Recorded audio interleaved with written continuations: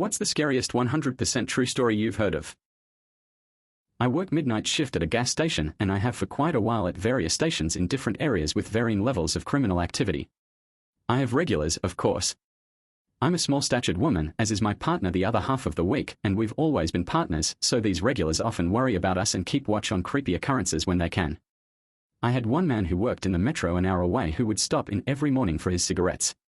He never smiled or seemed friendly, and as I often do, I tried to think of what I could do that might make him smile one day.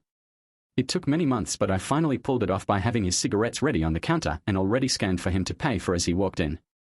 He smiled and then asked me, "Do you ever get scared on the night shift? You small girl is not safe."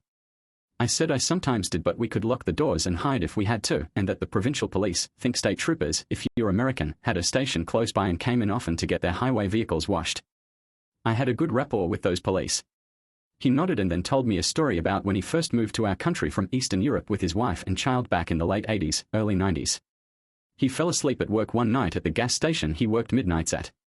When he woke up, the phone had been ringing for hours and his manager was shaking him violently, asking if he was all right.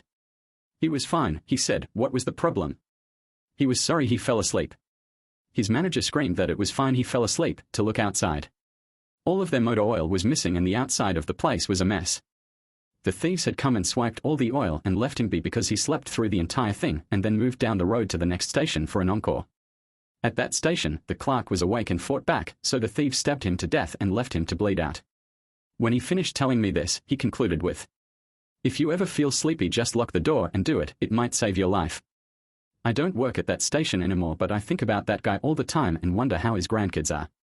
Please subscribe for more content.